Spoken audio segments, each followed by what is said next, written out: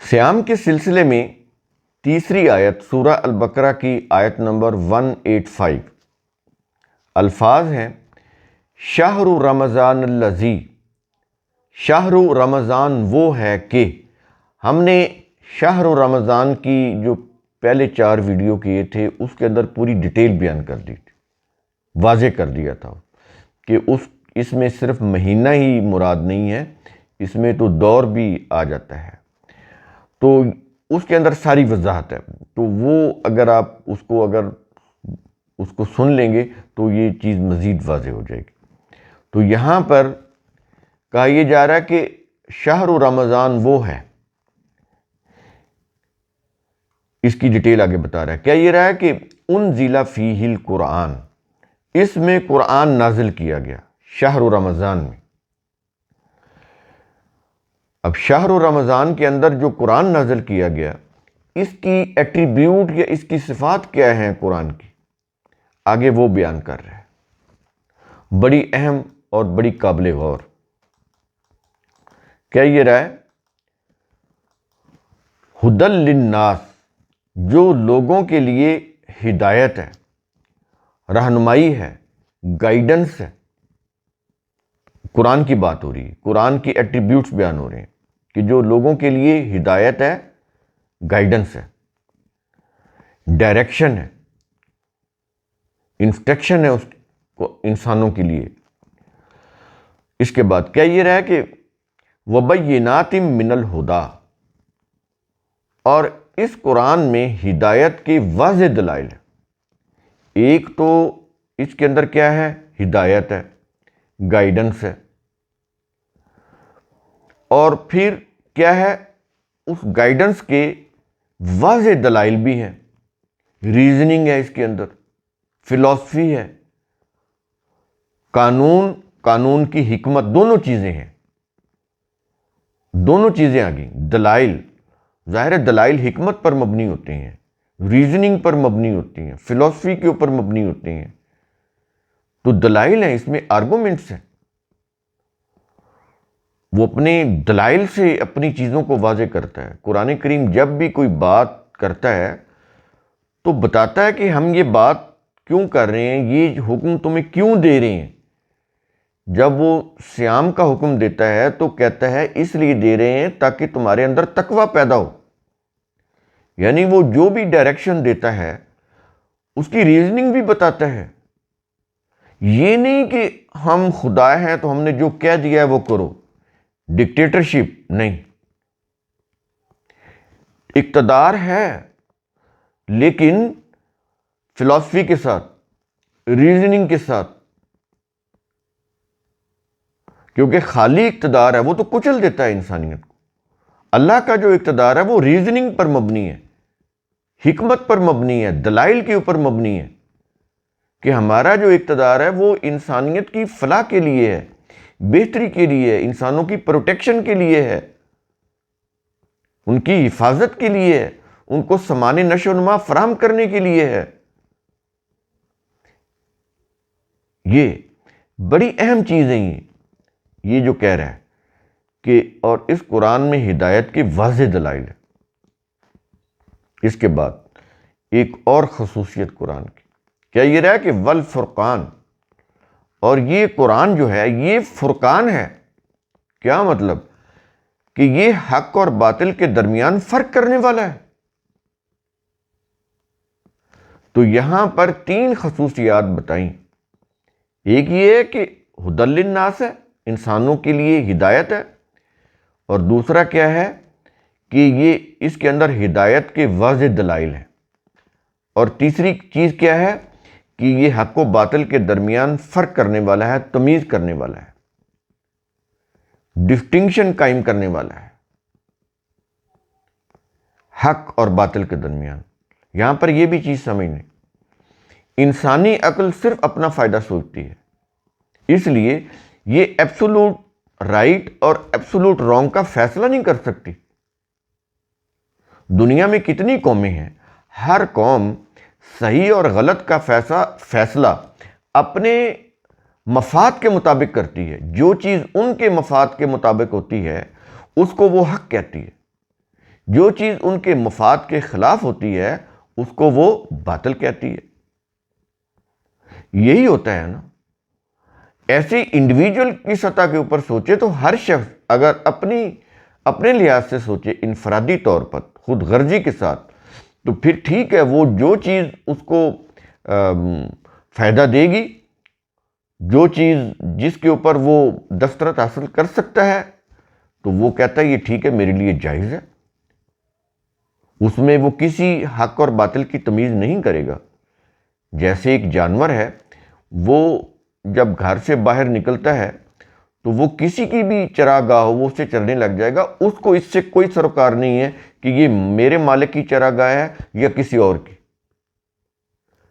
یہ چیز جانوروں میں تو ٹھیک ہے، لیکن انسان اس لیے انسان ہے، اس لیے ان کو برین دیا گیا ہے، ان کو عقل و فکر دی گئی ہے کہ یہ سوچیں کہ یہ چیز میری ہے یا نہیں ہے۔ اگر میری ہے تو یہ حق ہے، یہ جائز ہے، اگر کسی کی ہے تو یہ میرے لیے جائز نہیں ہے، میں اپنے حصے کی کھاؤں۔ تو حق اور باطل، یہ تو میں نے جسٹ ایک مثال دی آپ کو۔ ایک بہت ساری چیزوں میں حق اور باطل سامنے آتے ہیں انسان کے قدم قدم کے اوپر۔ تو اگر صرف انسانی عقل سے فیصلہ کرایا جائے گا تو وہ اپنا فائدہ سوچے گی۔ اس لیے ایبسولوٹ رائٹ اور ایبسولوٹ رانگ انسان اس کو ڈیفائن نہیں کر سکتا۔ کرے گا تو اپنے فائدے کے لیے کرے گا، اس سے دوسرے کا نقصان ہے۔ ایک چیز اس کے فائدے کے لیے، دوسرے کے لیے وہ نقصان ہے۔ اس کا فائدہ دوسرے کا نقصان، اور دوسرے کا فائدہ اس کا نقصان۔ انسانیت تو اسی انتشار میں مبتلا ہو چکی ہے جس چیز سے قرآن نے منع کیا تھا۔ اسی لیے منع کیا تھا کہ تم اگر اپنی ذاتی مفاد پرستی سے اپنے ہی صحیح اور غلط کا فیصلہ کرنے لگ جاؤ گے تو دنیا میں انتشار پھیلا دو گے، جو کہ پھیل چکا ہے۔ اس لیے وہ کہتا ہے کہ یہ جو قرآن ہے یہ حق اور باطل کے درمیان فیصلہ کرنے والا ہے، فرقان ہے۔ سمجھ آئی کہ فرقان کیا ہوتا ہے؟ یہ 3 خصوصیات اللہ نے اپنی کتاب کے اندر بیان کی ہیں قرآن کی۔ اس کے بعد کہتا ہے فمن شاہد منکم الشہر، چنانچہ تم میں سے جو کوئی اس مہینہ میں حاضر ہو، اس مہینہ میں حاضر ہو، اپنی ڈیوٹی کے اوپر ہو، جو بھی اس کا فرض منصبی ہے وہ ادا کر رہا ہو وہ اس مہینے میں، تو اب وہ کرے کیا؟ وہ یہ کرے، کیا یہ رہے فل یصم ہو، تو چاہیے کہ وہ اس مہینے کا صیام کرے۔ فل یصم ہو، یہ جو ہو ہے اس کا اشارہ جو ہے شہر رمضان کی طرف ہے۔ اب میں نے پیچھے بھی آپ کو بتا دیا کہ قرآن نے شہر رمضان کا تو بتایا ہے، لیکن یہ نہیں بتایا کہ کتنے دن اور کون سے دن، number of days, name of days, دونوں نہیں بتائے۔ یہ کس نے طے کرنے ہیں؟ ریاست کے اداروں کے سربراہوں نے، اپنے زمانے کے حالات واقعات کے مطابق، اور وہ گنتی کے چند دن ہیں، مقرر کیے گئے گنتی کے چند دن۔ سمجھ آ رہی ہے یہ چیز؟ تو کہتا ہے کہ پھر چاہیے کہ وہ اس مہینے کا، اس شہر رمضان کا صیام کرے۔ اس کے بعد کیا یہ رہا ہے ومن کان مریضا او علی سفر، اور جو کوئی بیمار ہو یا سفر پر ہو تو اس کے لیے پھر کیا حکم ہے؟ کیا یہ رہا ہے فعدۃ من ایام اخر، تو گنتی پوری کرنی ہے دوسرے دنوں میں، کہ جب مسافر سفر سے واپس لوٹ آ جائے گا اپنے گھر میں، جب مریض صحت مند ہو کے اپنے گھر میں واپس آ جائے گا ہاسپٹل سے، تو پھر کیا ہے؟ پھر ریاست کی طرف سے صیام کا سیشن، اس کا بندوبست ہوگا، اسپیشل سیشن لگے گا ان لوگوں کے لیے جو مسافر یا مریض، تو وہ پھر اس کو جوائن کریں گے جتنے دنوں کے لیے وہ جو پہلے طے ہو چکا تھا اس کے مساوی، یہ پھر سیشن لگے گا، یہ اپنا سیشن پھر اٹینڈ کریں گے، اس میں صیام کی تربیت حاصل کریں گے۔ پیچھے ہم نے بتا دیا ہے کہ یہ ایک نظام ہے، ریاست نے پبلک کے ساتھ مل کر دین کے نظام کو اسٹیبلش کرنا ہوتا ہے۔ یہ کوئی انفرادی ورشپ کی ریچول کی چیز نہیں ہے۔ اگر بنائیں گے تو پھر یہ فوائد حاصل نہیں ہوں گے جو اللہ نے اپنے دین کے اندر اپنے دین کے سلسلے میں اپنے قرآن کے اندر بتائے ہیں۔ یہ چیزیں کہنے کے بعد اس کے بعد کہا یہ جا رہا ہے کہ یرید اللہ بکم الیسر، کہ اللہ تو تمہارے ساتھ آسانی چاہتا ہے۔ اب یہ دیکھ لیں کتنی بڑی بات کہہ دی کہ اللہ تو تمہارے ساتھ آسانی چاہتا ہے، لیکن مذہب میں مسلک میں کتنی چیزیں پیچیدہ کر دی گئی ہیں، مشکل بنا دی گئی ہیں، زندگی مشکل کر دی گئی ہے۔ اور اللہ کیا کہہ رہا ہے؟ کہتا ہے کہ اللہ تو تمہارے لیے آسانی چاہتا ہے۔ اور اس کے بعد اگلے الفاظ ہیں، کیا یہ رہا ہے؟ وَلَا يُرِيدُ بِكُمُ الْعُسْرَ، اور وہ تمہارے ساتھ تنگی نہیں چاہتا۔ حالانکہ یہ اتنی بات کہہ دینی کافی تھی کہ اللہ تمہارے ساتھ آسانی چاہتا ہے، لیکن مزید واضح کر رہا ہے، کہتا ہے کہ وہ تمہارے ساتھ تنگی نہیں چاہتا۔ آسانی چاہیے نا، تو کہہ دیا کہ ٹھیک ہے، اگر طاقت کے باوجود بھی صیام نہیں کر سکتے تو فدیہ میں کسی مسکین کو کھانا کھلا دو، مسافر ہو یا مریض ہو تو پھر بعد میں گنتی پوری کر لو۔ یہ آسانیاں، کتنی آسانیاں بیان کر رہا ہے۔ اس کے بعد کیا یہ رہا ہے کہ یہ جو ہم نے تمہارے لیے آسانیاں رکھی ہیں، یہ کیوں رکھی ہیں؟ اب اس کی وجہ بتا رہا ہے۔ کیا یہ رہا ہے؟ وَلِتُكْمِلُوا الْعِدَّةَ، تاکہ تم آسانی سے گنتی پوری کر لو۔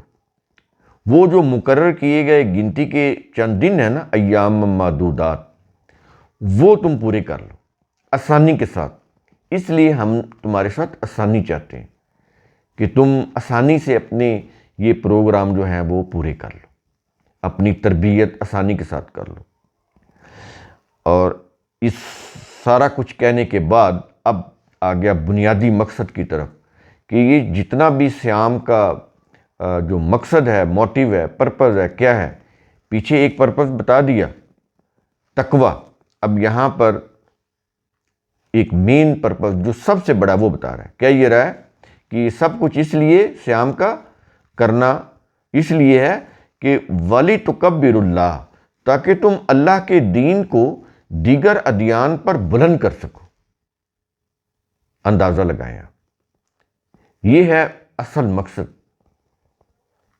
وہ بھی اصل مقصد ہے، لیکن یہ اس سے بھی بڑا مقصد ہے کہ اللہ کے دین کو باقی ادیان کے اوپر بلند کر سکو۔ اس لیے تم تربیت حاصل کرو۔ ظاہر دین، اللہ کے دین کو بلند کرنا باقی ادیان کے مقابلے میں، فار ایگزامپل یہ کرسچینٹی ہے، یہ جوڈیزم ہے، کتنی قوت حاصل کر چکے ہیں۔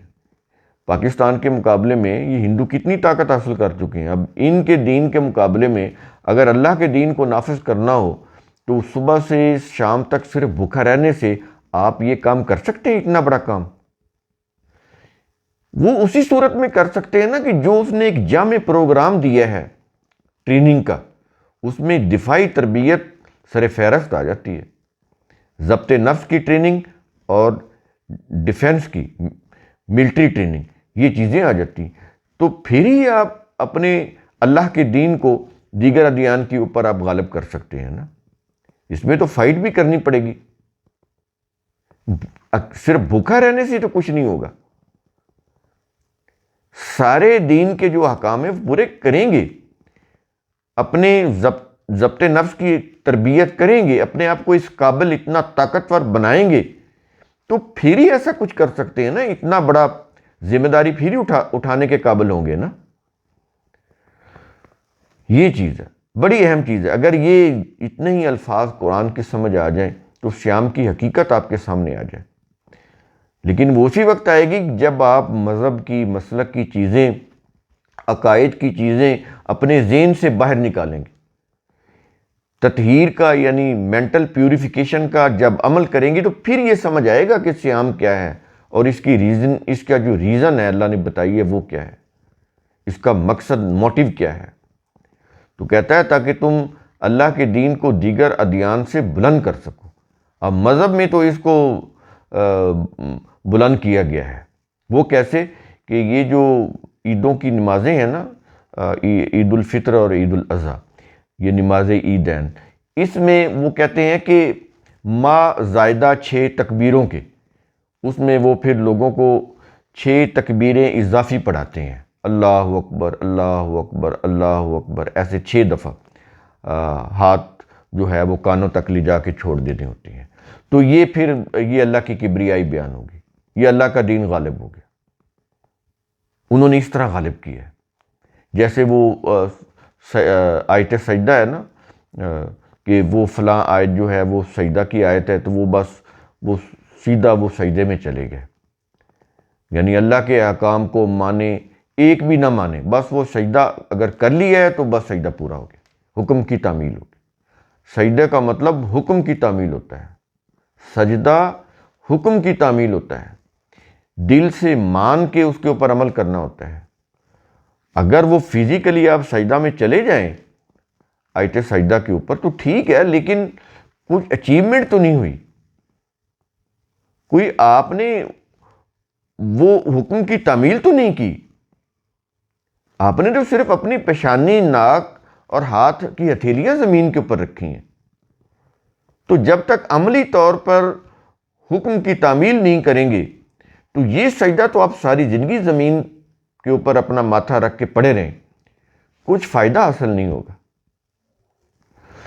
تو ایسے ہی 6 تکبیر زائدہ اللہ اکبر کہہ کر کانوں کے اوپر ہاتھ لے جا کے چھوڑ دینے سے تو دین غالب نہیں ہوگا۔ تو یہ مذہب کی چیزیں ہیں، یہ آپ خود سمجھ لیں کہ ہمیں کس طرف لے جا رہی ہیں۔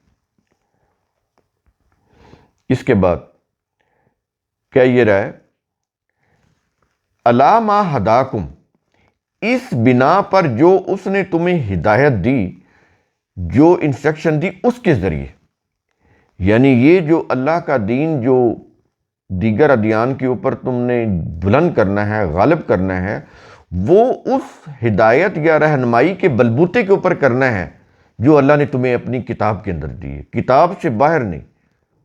اِنَّ ہَدَى اللَّهِ هُوَ الْهُدَى، اللہ کی ہدایت وہی اصل ہدایت ہے جو اس کی کتاب کے اندر ہے۔ کتاب سے باہر مذہب کی کتنی کو بڑی سے بڑی مقدس کتاب کیوں نہ ہو، اس میں نہیں، کتاب اللہ۔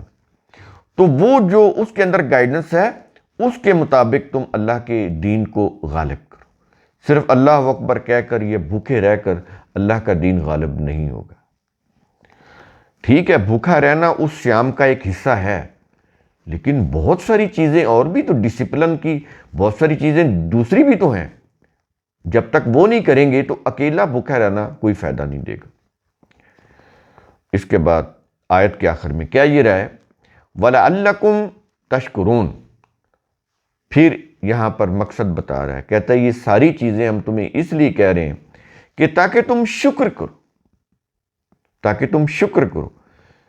اس طرح شکر کرنا ہے کہ تمہاری کوششیں جو ہیں وہ ثمر آور ہوں، پھل لائیں، بے پھل نہ ہوں، بے فائدہ نہ ہوں، صحیح لائن کے اوپر کام کرتے ہوئے، گائیڈنس کو سامنے رکھتے ہوئے اپنے امور سر انجام دینے ہیں، تاکہ تمہاری کوششیں، تمہاری محنت، تمہارا پیسہ، تمہارا وقت ضائع نہ ہو، تمہاری کوششیں جو ہیں وہ کامیاب ہوں، سکسیسفل ہوں، فروٹفل ہوں۔